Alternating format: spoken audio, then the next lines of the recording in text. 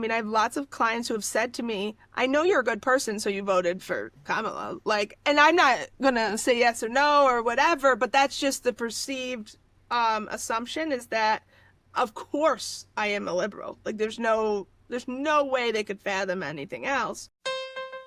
Welcome to the Reality Therapy Podcast, where the truth will set you free. Welcome. My guest today is Sara Stockton, who is a licensed marriage and family therapist and an expert in treating gender dysphoria in children. And I'm so excited for a great conversation. So welcome. Thank you. Thank you for having me. Yeah, I'm excited for our talk. So let's start off. Tell me who you are, where you come from, your background. Yeah, so I was born and raised in the Buffalo, Niagara Falls area. It's kind of where I grew up. And I ended up going to graduate school in Syracuse University, and I ended up moving to Syracuse and settling down with a family, and I've been sort of in Syracuse for the last about 15 years. Cool. What motivated you to become a therapist? A lot of things.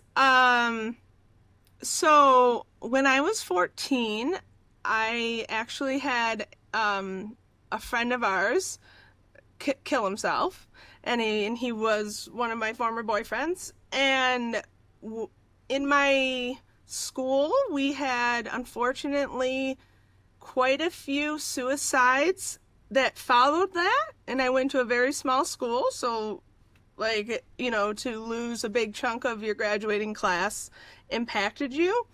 So I think I have some interesting family dynamics. Obviously, normal people don't become family therapists, so that was there too, but there was really a sense when I lost my friend to suicide at such a young age that I didn't want anyone to want to kill themselves. So that was since I was 14, it was pretty dead set. I had no other thoughts. I was just going to be a counselor. Wow, that's really powerful. I've had suicide amongst friends, and it's devastating. It's hard to, but I really admire this. Like, I'm going to fight back. I'm going to do something about it. I can't save this person, but maybe I can help someone else. I love that attitude.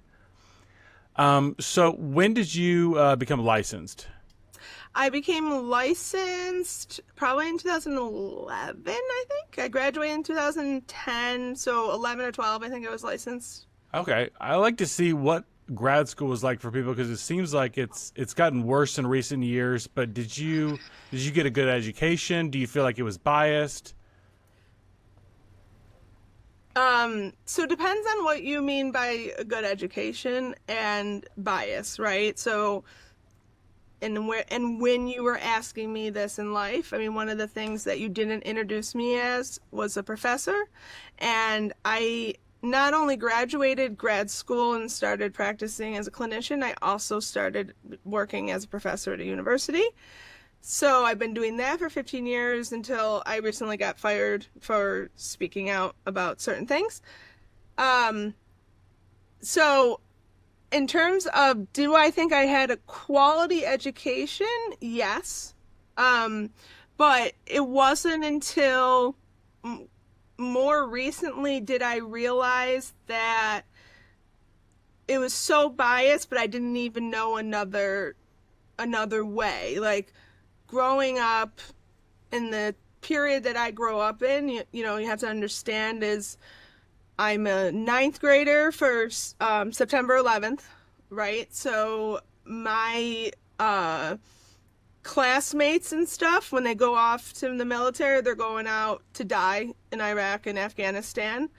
So, but that is probably like a significant thing, but I'm too young to pick up like a patriot sense of it. Instead, it was more, why are they being Islamophobic, right? Why we don't want to hurt people who, call people terrorists. So that was the real, like, first introduction into people imposing, like, what you believe is bad or what you potentially could believe was bad, was that. So I was always brought up of, like, the advocate mindset. There was always a victim, there was always someone to care about and fight for.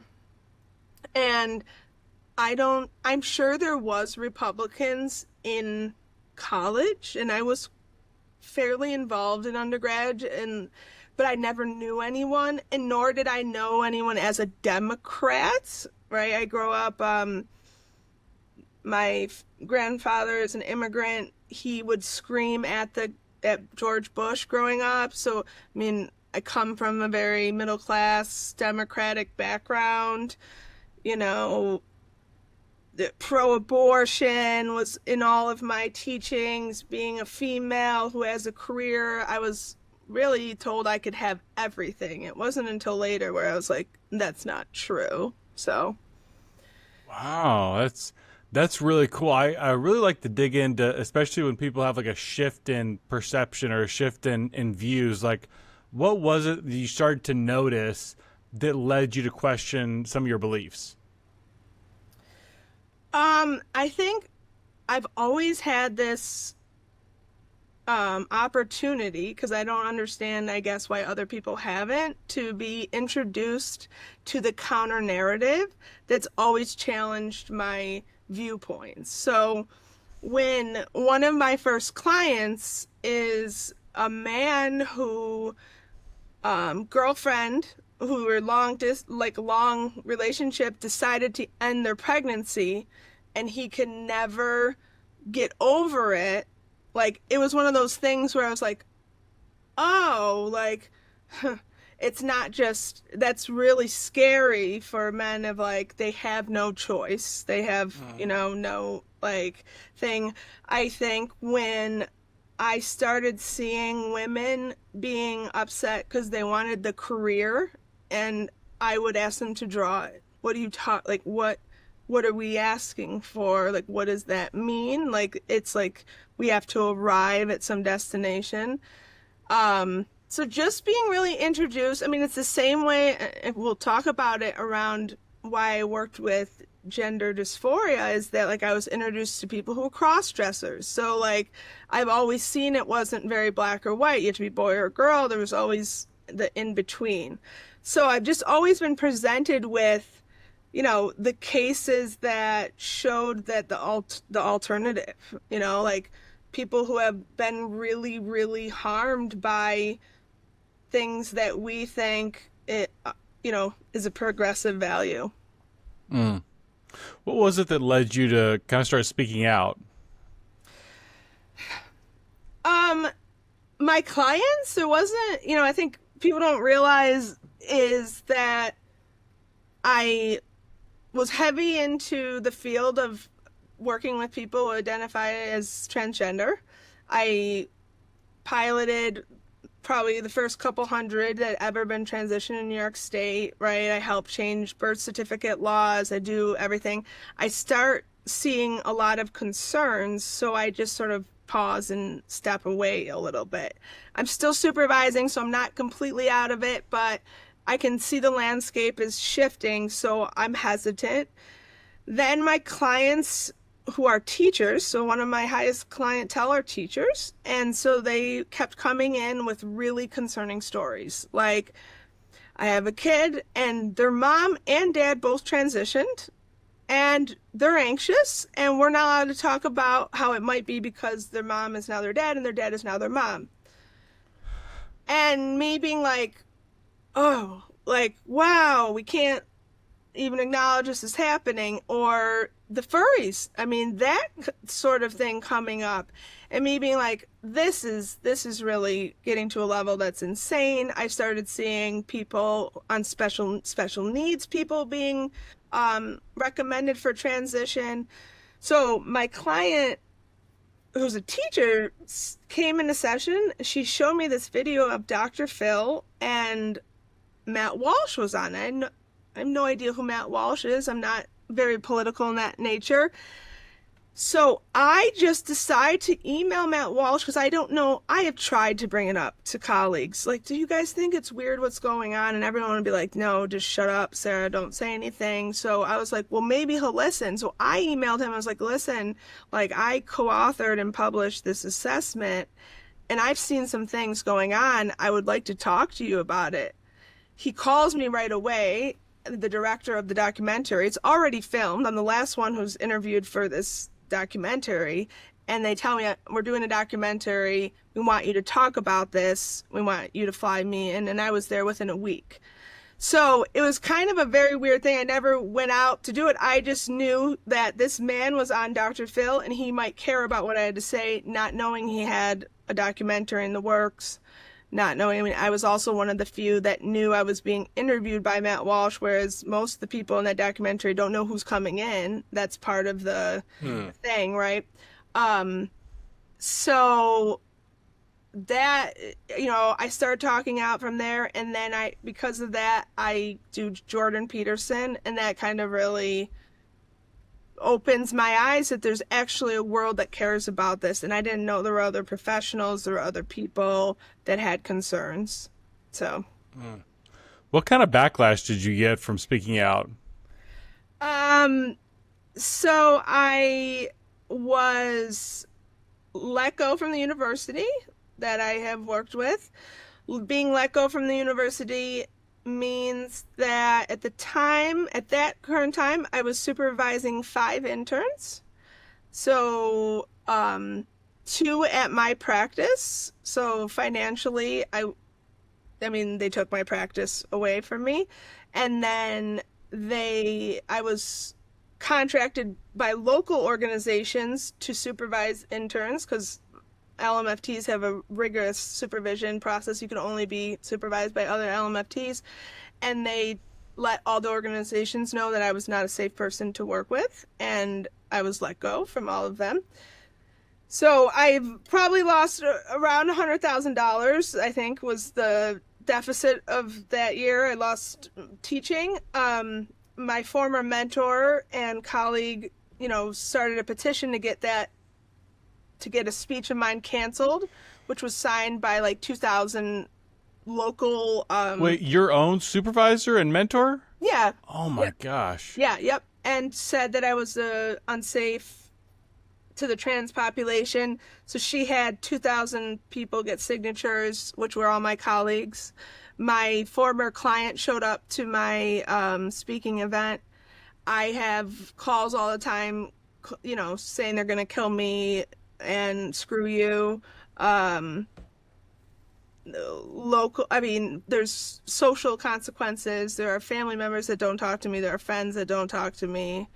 I do not believe I would be able to get a job in the field of counseling in any organization locally at all. So just to clarify, you said these type of gender transitions for minors are unsafe, and because of that, you're declared an unsafe person who's ostracized and fired and treated like a psychopath. Yeah. The exact wording is that you're not a minority, Sarah. And by you talking, you are making other people feel unsafe, and we're going to have to let you go. Even though, again, who had to let me go was someone who has known me she was my professor when I was in grad school. I've never had a complaint. I've helped every grad student with their gender affirming care that they were doing. I've never not affirmed. I've never claimed to be against those things. I just want people to have thorough assessments and us to be able to have conversations around what we're talking about. So you've never been accused of something even as small as like misgendering? No. Never. This is insane. Mm-hmm. Wow. And I was fired before I even had a conversation. So what basically happened, and it wasn't really, and this is where the world gets really weird, is What Is a Woman was out for over a year and a half by the time I got fired, right? Jordan Peterson was already out. I was getting nervous because I was getting insider emails from random people have watched it and would email me, and I'm like, oh my gosh, I hope they don't see this, like compliments. But because we're so in silos, no one had any idea that I was on these big platforms. So I decided the college Republicans requested that I do a speech on campus to just talk about my story. And that's what they tried to get canceled. And that's what I was fired for, was even before I had the speech. I was let go. So, because I asked them, did you listen to my concerns and like what I have said thus far? And she said, yes. But again, people don't feel safe based on what you're saying. This seems so bizarre. You're raising like legitimate medical, psychological concerns, and they're not even addressing whether those concerns are accurate. It's just someone felt unsafe by you saying that. It was all about their response. Correct. That is bizarre. Yes. Wow. What has been the fallout since all this, happened? Well, I mean, personally, obviously, and professionally, I continue to have to transition. It's like the joke of into a new identity, because I was so connected to my peers. So that's been a really tough, this is the first year that I've not had interns from Syracuse University since I graduated, right? Like, so being a teacher, sometimes I think I might like more than even being a counselor. So them taking away my ability to be a safe person is really unfortunate. And I think what gets even more, hurtful sometimes is people have to go find their own internship site. Then they email me and say, can I work there? And then because the practicum advisor is CC'd, they then have to tell the student, nope, I'm sorry, she's not an allowed site. So then, I mean, of course, curious minds are curious minds, right? Like, then, they're told I think poorly, I have the bad views, that, I'm not safe. So, it's really defaming, I think, who I am.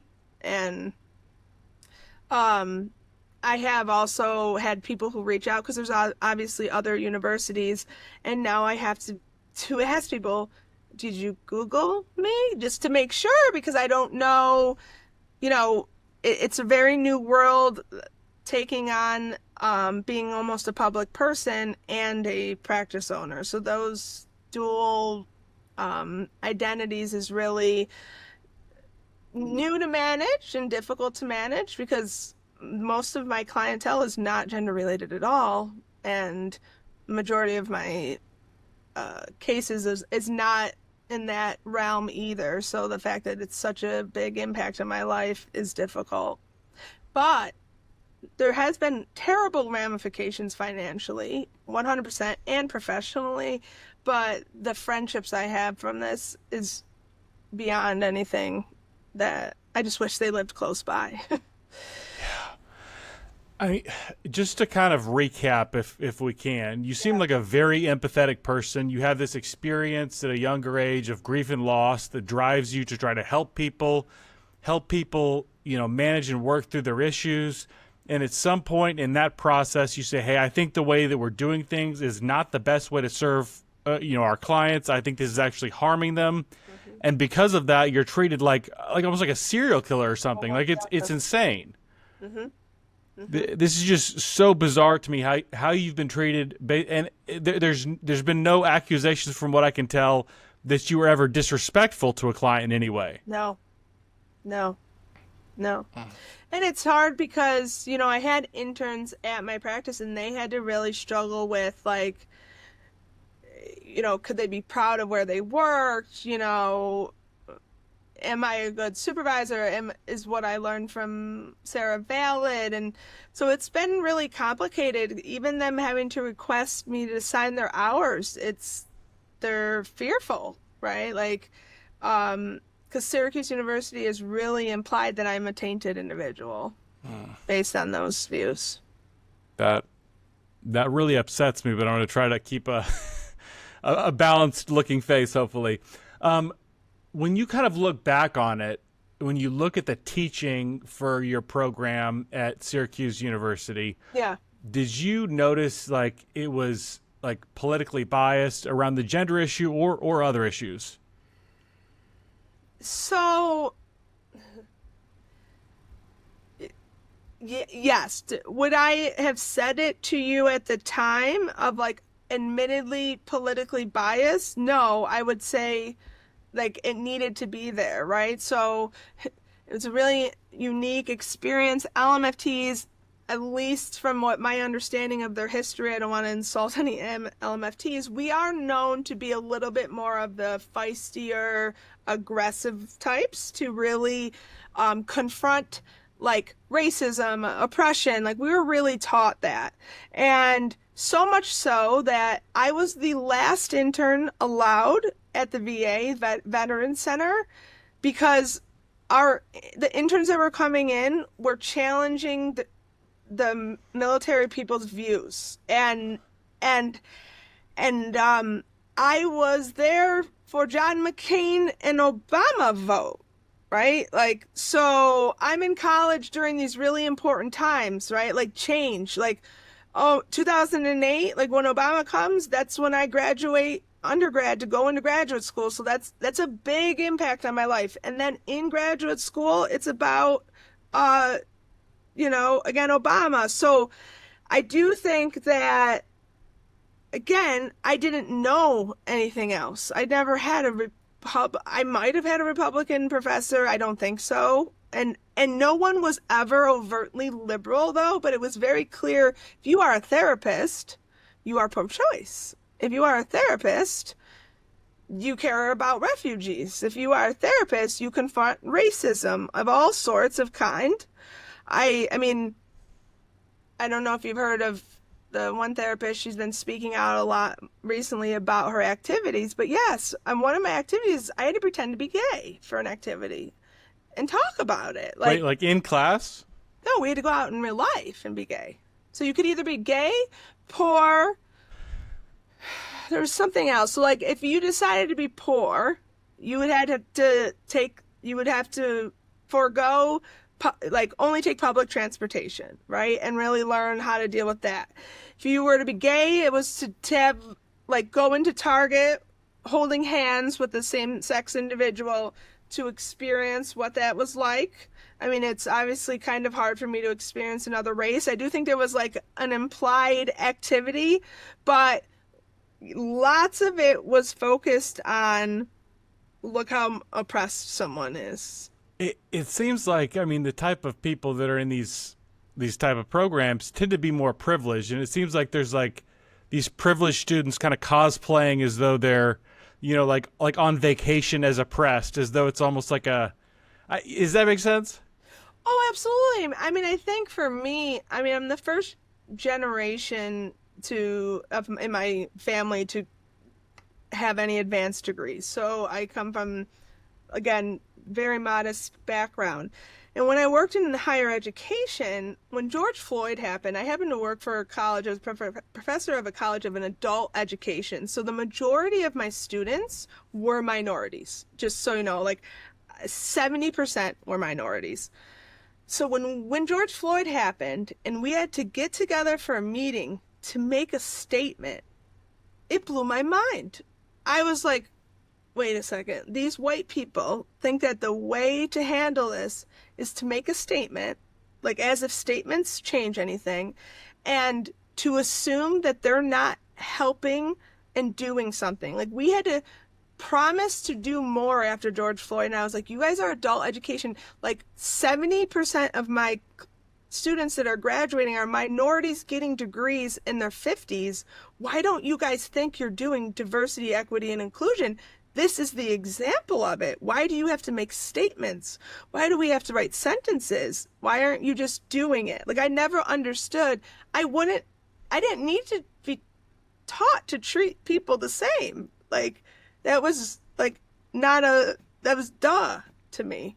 So and much I always like, I would teach people about race. I would have a lot of interns from China and I'd be like, yes, we have to talk about it because people aren't blind and deaf, but not make this random assumption around it. Just talk about how someone's experiencing something. There isn't just because you're white doesn't mean you understand my experience of anything. Like, so those things I always was a little concerned around this white, like, we have to make up for something that we did when we weren't doing it. And I was like, well, I don't know. Why are we doing this? If we're not being racist, why do we have to implement all these new sentences? We're already doing it. It seems like the performance aspect is like the most crucial part. Mm-hmm. Mm-hmm. Yeah, it seems so fake. Yes. And that's the thing. Like, people know that. I mean, and I was pretty close with my students, but I did ask, like, were you really impressed with their email about George Floyd? Like, were you happy that your school? And they said, no, like, it changed their life one bit. Like, and I'm like, so we spent so many hours making sure we have a really good statement for Black people for what? Like, and then if you didn't black your screen, you felt like you're a bad person. So it's very strange. And I too was just, I mean, one of the things that upset me now is just like the words, like, well, just put the word safe on your wall. Okay. Why? Like, how does that mean something? Like, how are you guaranteeing it? Did they take a course in safety? Like, shouldn't they be? Why would I need to tell someone this is a safe place? Why wouldn't it be a safe place? Yeah. And so, I'm always like just very curious around where is this extra like equality? Like, duh. Like, I don't know why they needed reminders all the time. That's so bizarre, man. What can you tell me about, like, around the summer of 2020, like what the atmosphere was like on campus, like with students? Well, 2020 is COVID, right? So that's a little different.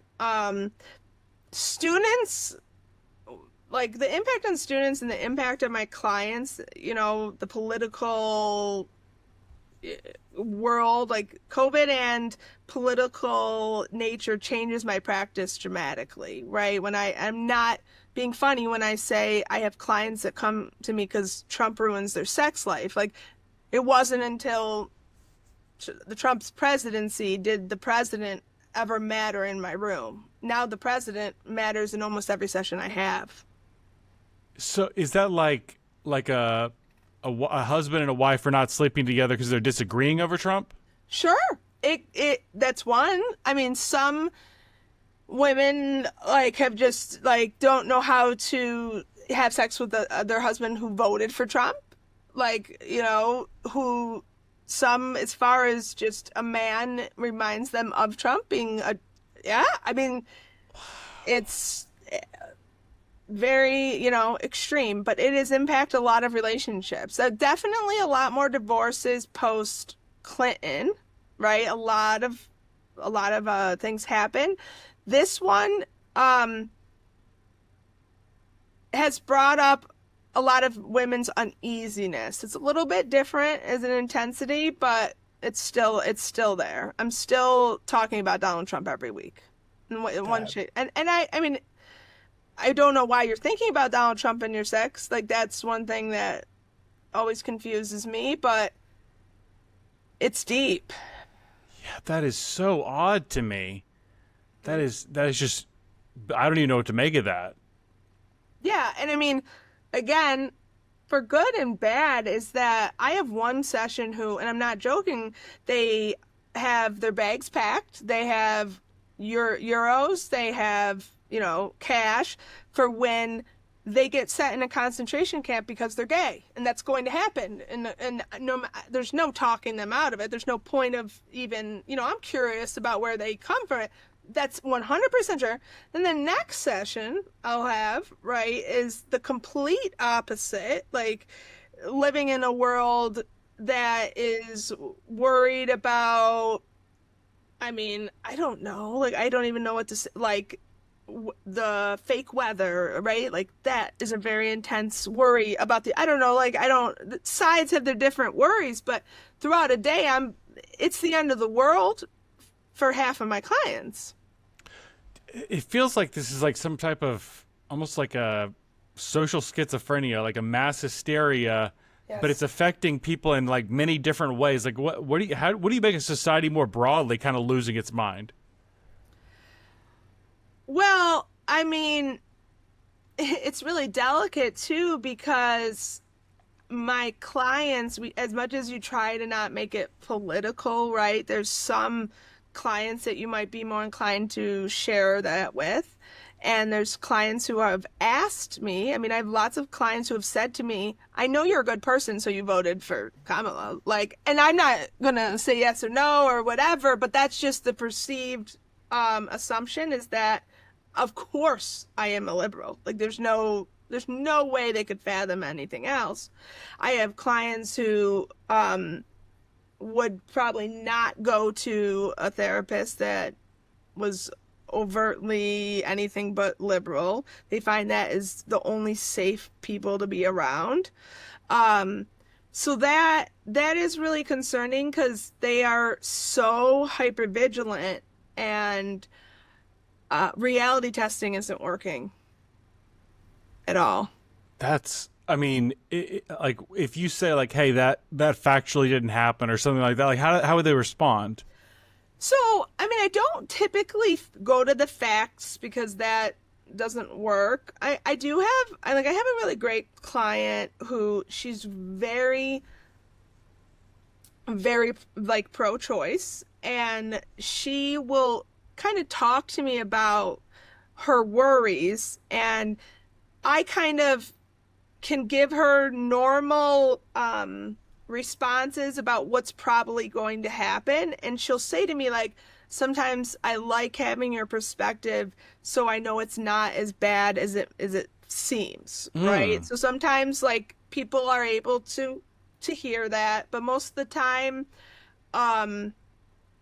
yeah, no, like even friends will be very mad that I don't understand why we're not so close to the concentration camps. I have really close counselor friends who do think the LGBT population is one declaration away from being in a concentration camp.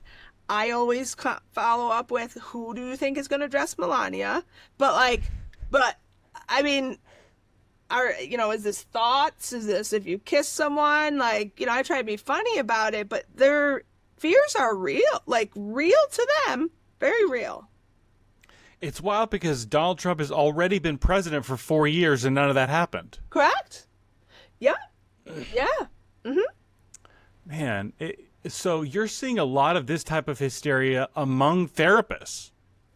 Oh, I mean, I was sickened, and I'm sure you saw this. The amount of therapists who said, I'm going to cancel my clients who voted for Trump 2 minutes prior to session to nail it to them.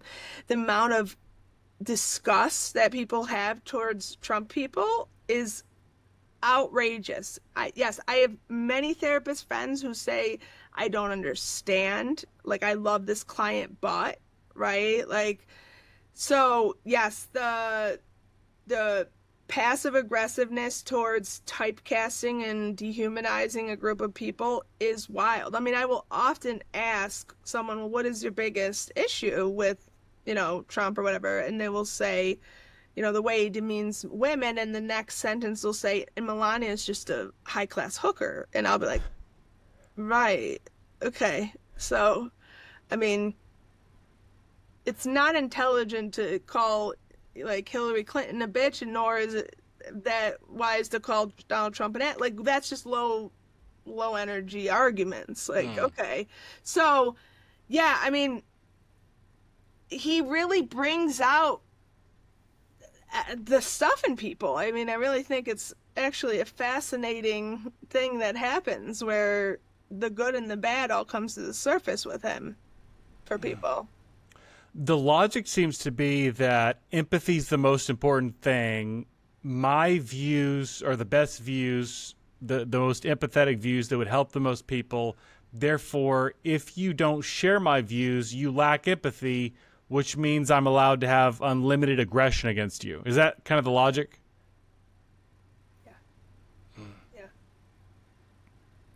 Yeah. That's just wild. What else are you seeing in the therapy profession? Well, one of the things that I think really does alarm me is the anti-male sentiment. Um, I had an intern today tell me she presented a case, and one of her fellow students commented that he was having a mantrum, and like that it reminded this therapist of children.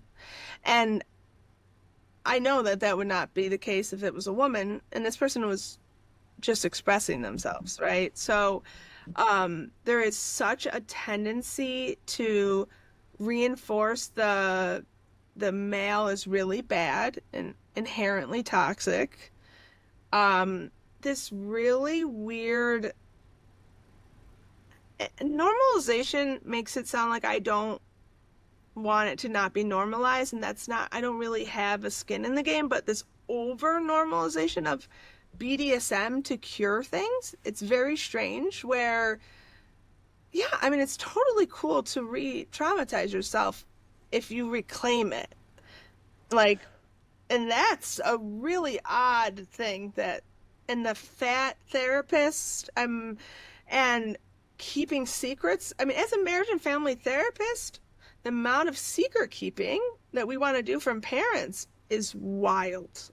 And so that's where I see things being very alarmed. We're really alienating people, not bringing people together, which is confusing. So I want to get back to that BDSM thing. I took a marriage and family class focused on relationships, and one of the books we had to read was The Ethical Slut. I don't know if you're familiar with that one. And we also talked a good bit about BDSM. And, you know, the way it was presented, if it had been presented as like, this is what some people do, and, Yeah. you know, but the way it was presented, like with the Ethical Slut, it's kind of like, you know, polyamory is like the natural state of things, and if you're still married to monogamy, it's because you're being oppressed by these outdated norms, and you know you're stuck in this kind of backward mindset. And then with the BDSM stuff, like that was very, very super normalized as well, to the point where I would say, like, is there anything that you would question in any way? Like, for example, like a female who wants to be humiliated during sex. Like there's nothing you want to explore underneath that at all. They said, no, this is all you do is affirm. Like, I don't know what to make of that.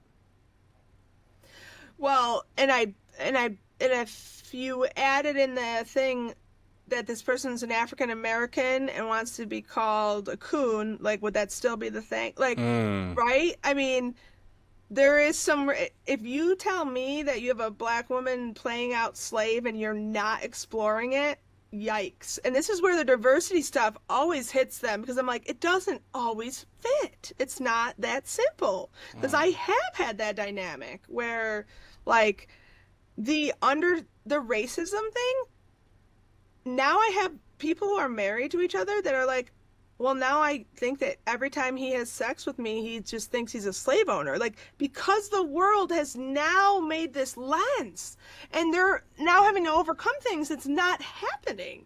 So it's very strange where sometimes it fits and we don't question it, but like there are times where that would be very concerning. Like, it's so bizarre that, you know, aspects of this ideology are ruining interracial relationships. Yeah. That's nuts. Because they're questioning, like, why are you doing this? Why am I doing this?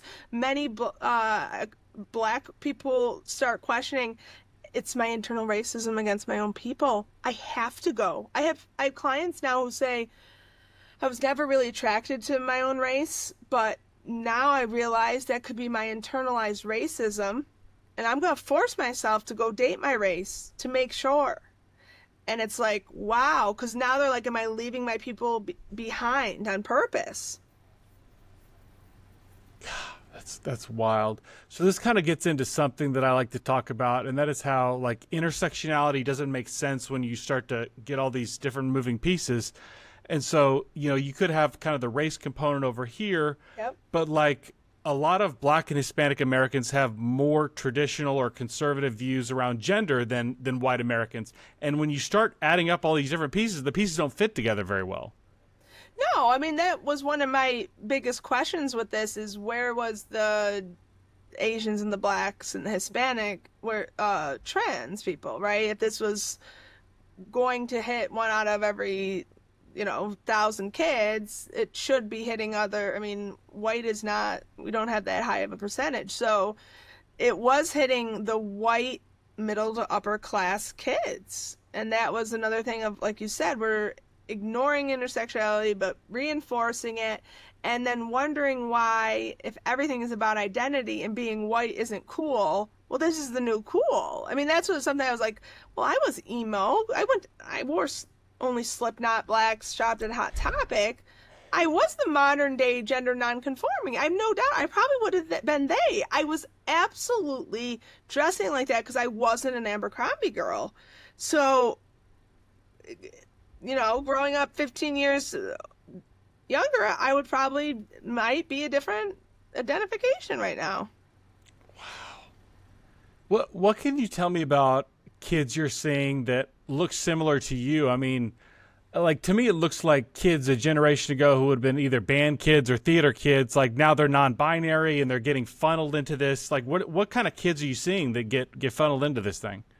Well, I mean, it does seem to still hit like perhaps the spectrum, right? The awkward kid, maybe the socially, like it's a FU. I mean, in some ways it's great, like FU to the gender expectations, but I'm going to do that by saying that girls only wear makeup, right? Like it's so bizarre because it relies completely on stereotypes. So I don't understand why teens aren't picking up on how this is not progressive at all in any way, shape, or form. It's really oppressive.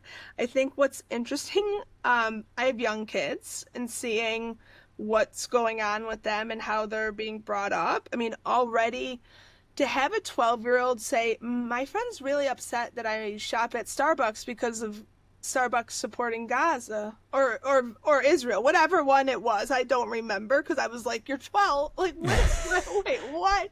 Like, you're talking to me on your iPhone, and your friends are getting upset. So the fact that my kids are even aware of these things is like, the only thing I knew about politics was Bill Clinton had oral sex. That was my first introduction, right? Like, that's the only thing. And I was like, who cares, right? And then we get Bush. So it just kind of went from there. So my son is very aware of it. What's also weird is they don't say, like, we were growing up, we'd be like, you're so gay. Now they say, you're so trans. Like, no, you're transgender. No, mom. Like, They really say that? yeah, 100%. Whoa. And what's tricky is that kids are transitioned in their grade, and this is very confusing. There's pronouns, so some boys and girls are getting really uncomfortable with this and not knowing how to navigate it.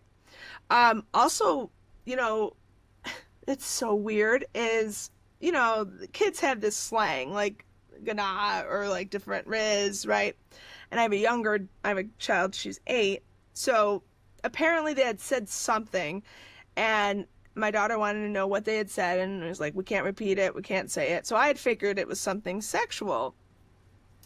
So later on I asked them, I said, well, what were you guys saying? And they were a little nervous to tell me, and they said, well, we were using the N-word in Japanese. I was like, what? Like, hold on. Like, are these kids so bored, or like, what is going on that we are going as far as to say the N-word in Japanese? Like, we're not even saying, like, what are we trying to, like, say here, right? And I'm trying to understand, like, what were they explaining? Because, I mean, at least I have an idea of what someone might be saying when they're using the N-word. What are they thinking? And, like, I asked them, like, who are you calling this to? And they said, the black person riding the bike. And I said, so why would you call them the N-word? They said, well, that's the black person. And so it's like, okay, like, it's so, because black people do have this identity, right? And my son, he was the lead in a school play. I came to volunteer the first day. I come up, the white kid goes up to the black kid, what's up, monkey? And I like freeze, like, oh my God, I can't believe this is happening. And the black girl goes, what's up, cracker? And like, so I was like, okay, like this is how the kids do this. So like they weren't saying it in like a derogatory word. They were just using the Japanese form to say a black person. It's very strange. I'm like, they're very bored. They're very like, you have to go, because the N-word doesn't translate to all languages. In Japan, they are very racist. So in their songs, which we are now listening more to K-pop and to Asian music, they use that term. But like the N-word is in many cultures just the word like itself, because it doesn't translate, because it doesn't mean anything in all different cultures. So it's just, there's so many interesting things that are happening in a political sense, and people know they need an identity. And my son got called a basic white boy, and he started to cry. And I was like, Sean, like, I didn't work this hard for you. Like, that is what I'm doing here. Like, that's, but to him, like, he was being called something really, really bad. And I got remarried, and my husband, he's half black. And I'll never forget my son, he's so sweet. He goes, Mom, does this mean I'm half black now? And I said, buddy, like, that's not how these things work. And I said, but like, why? And he says, because Black Lives Matter. And I'm like, got it. Like, I get it. Like if I get to be half black, then I will matter. Yeah, he knows. Wow. I'm a white man, and that's not valuable. Wow. Yeah. Man, it's like that you're a basic white boy is like such an insult, because it's like, it's so vanilla that you have no value. Yeah. And if I'm able to call myself black in some way, then I will have value. Yeah. Wow. Yep. Under the guise that they were, again, having our kids take on this really twisted view of America. I mean, he's like, Columbus Day is very confusing. I mean, it's very confusing, Because growing up, it was just Columbus Day and those 3 ships, right? But for them to ask me, do I think we should celebrate it? Do you think it's real? Like, they're being asked in class, like Sean was asked, do you think we should celebrate it? And so they're already asking 12-year-olds. Like, they asked my son to take a Democrat-Republican test, and he was like, Mom, I don't know what abortion is. And I was like, oh my God, why are they asking the kids what abortion is? Why would he know what an abortion is? In class, they had to take this test? Yeah, in social studies. Wow. So they even know that there's people, they're type of people. And so, they're picking up on that. Man. What do you think about the education system? Because it seems like a lot of this is being ingrained from a very early age. Yeah, I mean, truthfully, I think we're in such a predicament, because a lot of my clientele are people who are getting degrees and not getting jobs. So we keep getting like engineering degrees, economic degrees, and then I'm working at Blue Cross Blue Shield as a claim adjuster, right? So this whole pretend, like, just go to college, then you're guaranteed a $75,000, like, that's not reality. So people are breaking down, and we need like 500,000 electricians in 10 years. Like, we're gonna have no plumbers, right? So I think we're making people have choice, when the reality of the world is we need people to do what the world needs what we need. Like, do we need people to do roads? Do we need doctors? We're not going to need doctors with AI in the same way anymore. Like, I do think, I mean, we told a generation to become coders. Haha. Yeah. Yeah. Like, that good for you. You spent 6 years learning. I mean, I love learning great HTML code, but it's irrelevant. Yeah. Wow. Man. That, and it seems like a lot of the knowledge work that we are subsidizing, a lot of this like grievance studies type things, is either like useless or counterproductive. And not to mention the fact that they're starting school with social emotional learning. This is a nightmare. We should all be so concerned around this as the test scores keep going down and they increase social emotional learning, but kids are medicated. I mean, so many kids are medicated at such a young age, right? Like, they're starting their day with how do you feel, so they have to one up each other. Oh, your parents fought. Like, well, my parents fought and I didn't get food yesterday. Well, my parents fought and my dad's addicted to crack and I cut myself last night. Like, this is what they're doing and starting their day. Wow. So, I mean, you could run into a situation where it's like, I'm lacking social capital or social standing amongst my friends, but if I cut myself tonight, then maybe I'll be in like the inner circle tomorrow. That is bizarre how we've incentivized that. Yeah. It's scary. And this is like across the board in like K through 12? Oh, yes. Absolutely. Yes, very much. And I mean, I really think that we are forgetting how to talk to children like they're children. We think just because we say words and they go, mm-hmm, you just explain to a kid that a gay person is a same sex. That's not enough. And kids are taught that they are anxious without knowing that feelings are sensations in your body. And that's what happens first. Majority of counselors I know don't even know how to identify what a feeling is. We're all in our head. It's all like just even learning about BDSM, every certification we're getting as counselors is just here's more information. There's nothing about application.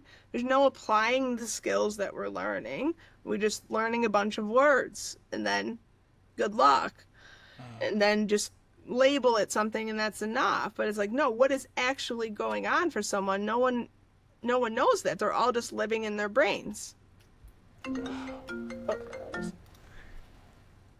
So I have two questions left for you, and the first one is, how do we fix the therapy profession? Oh God. That's an easy one. That's a softball for you. Oh, how do we fix it?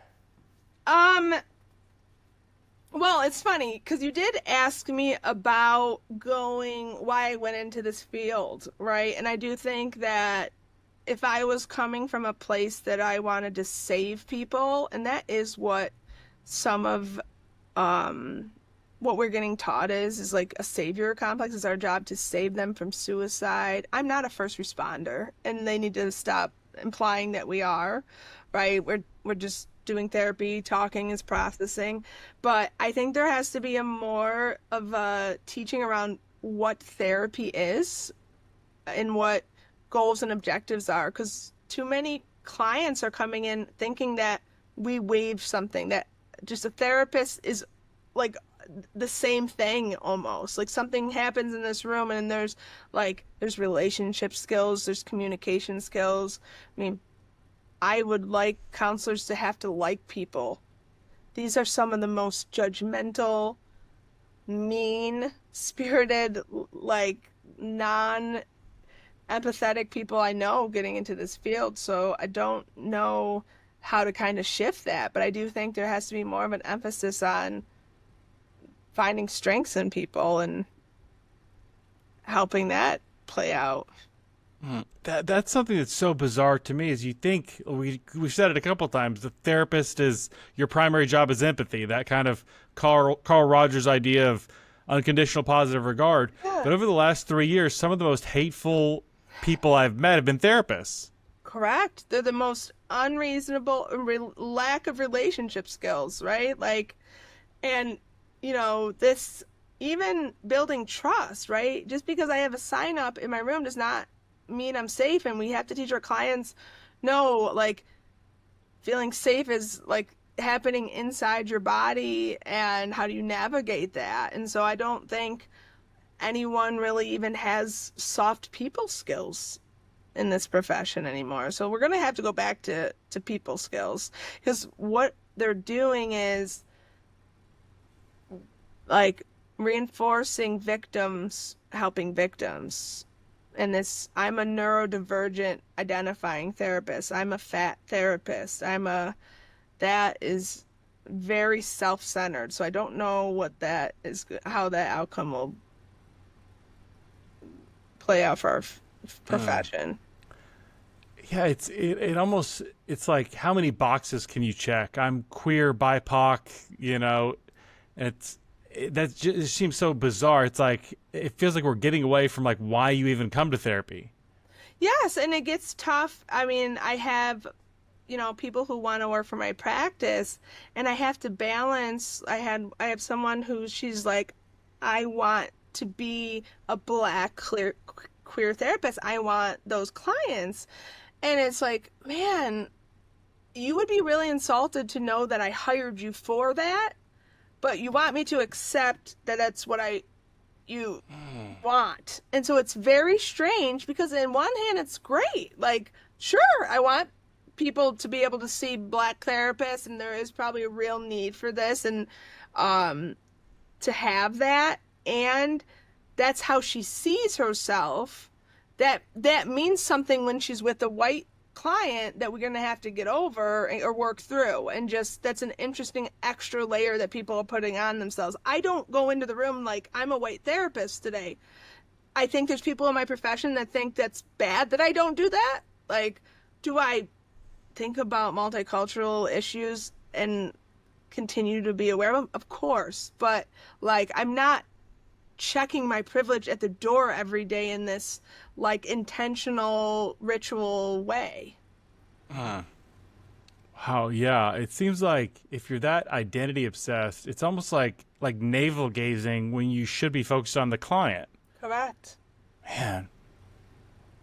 Wow. And you matter. I mean, again, I don't mean to make jokes of it, but with the, fat positive on Psychology Today, I'm always like, can you give me a parameter? Like, would I be insulting to the fat people? Am I not fat enough? At what point do you do it? Is it just like I pro fat people? I have to, it's very, very strange. It's like, do you need a heroin addict to be treating your addiction? Like, is that where we're at now? Like, I don't need my brain surgeon to have had brain tumors. Like, I can trust the process here. So there's some really weird expectations about lived experiences that matter, and I don't know how people are making meaning out of that. So my final question is, when you look at society more broadly, what is one issue that we're not talking about enough that we should be talking about more? Oh, easy, porn.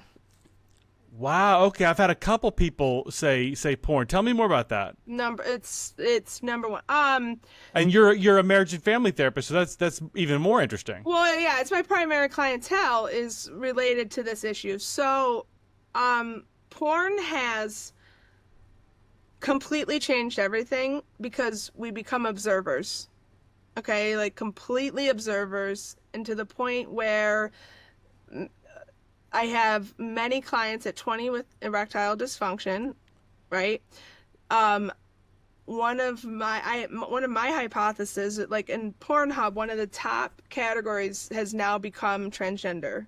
That was not the top. It used to be always like incest, step dad stuff. That's always kind of stayed at the top. But what has happened now, if you think about our parents, like my dad or whatever, he ejaculated to looking at a picture of a female. So he got off 1,000 times to boobs and a vagina. So now we have kids who have gotten off 10,000 times to seeing a penis and a vagina. So now I don't get off anymore if I don't see both of those things. So number one is they have to have sex where they're watching themselves. So the observer, the BDSM is very observer, not connected. Observer self, they don't even know what it feels like. Like the actual feeling of a vagina is very terrifying to them because it's desensitized. They're completely desensitized. Women and young girls, I mean, a lot of this gender dysphoria is they're rejecting their being a sexual prey. I mean, kids are so scared of arousal that they think that is something you don't, like, I don't want to be aroused.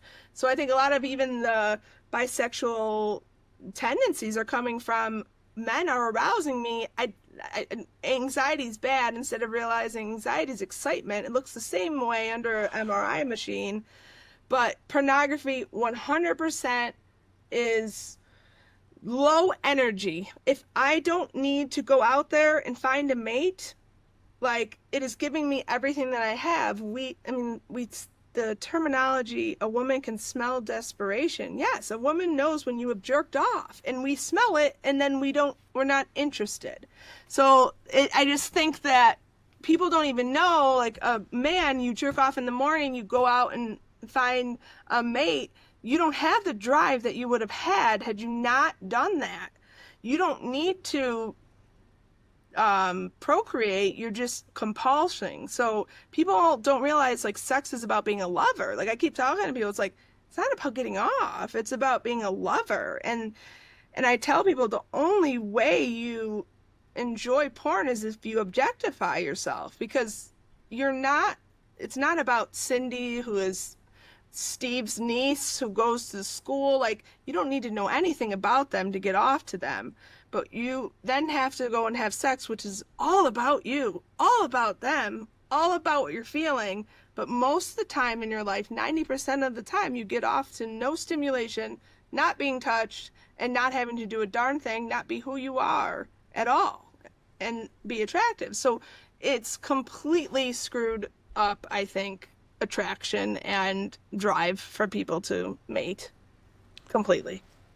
I did a panel with 5 male therapists, and all of them said that pornography was a big issue that we're dealing with. It's number one. But you have a lot of people pushing back, saying you're being a prude, you're being some kind of backwards religious fanatic or something like that. You're kind of against sexual liberation. Like, what would you say to that criticism? I would say that the most powerful experience is the embodied one. Right, so it is very low energy. That's it. Like if you like, it's very low energy stuff that you're doing. There's nothing that it's producing. So again, everything we do is attracted to a mate or not. Like, and I just don't think it's very attractive, and that's why. And then birth control, add on birth control. So they don't want. Most of women are biologically wired to not even want a guy that they're actually sexually attracted to. So that's tough too. Like that's a very big issue that we don't talk about, that most women are courting when they're on birth control. They get off birth control, your body believes it's pregnant when you're on birth control, so you aren't picking the mate to protect you, you're picking the mate to hang around with. Then when you go off birth control, you want the protective mate, but you're with a guy that is not protective, is timid, is low energy. Wow. That is so many big threads tied together.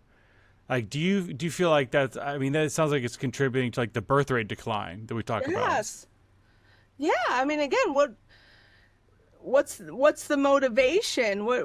Like they aren't connected to why we even have like physical sensations there. It is to reproduce. I mean, it's supposed to, so we want to. I mean, even depression, I try to explain to people, like, it's because your body didn't get pregnant. Like, it's going to crash. I mean, that's what's going on. So, yeah, I mean, I do think pornography, and like you said, it automatically gets the pushback of you're being prude.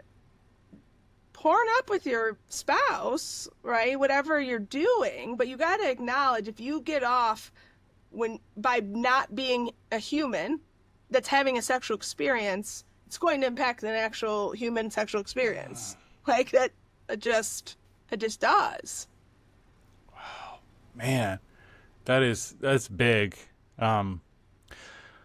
So yeah, that was heavy. Yeah. Sarah, where can people find you if you want to be found? Oh yes, you can find me. Mrs. Sara Stockton on Twitter, and then for therapy, it's aislingtherapy.com. It's Ashling, but it's pronounced Aisling. And yeah, that's pretty much it. You can find me, email me, people reach out to me. I think counselors definitely have to talk about these things, because we are just accepting stuff because no one speaks out and says, wait a second, what are we doing here? Wow. Well, this was a fascinating conversation. Thank you so much for joining me, and I would talk to you again anytime. Absolutely. Thank you.